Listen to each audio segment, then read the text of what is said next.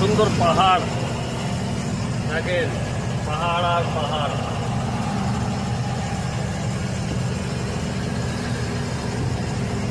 ভগবানের সৃষ্টি কত সুন্দর দেখেন।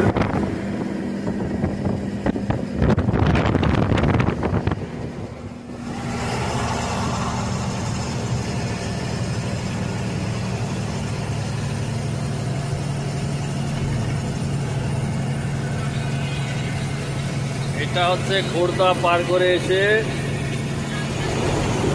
পুরী যাওয়ার রাস্তা, বা সাইডে চলে গেল, ওই যে পুরী যাওয়ার রাস্তা নেমে গেল।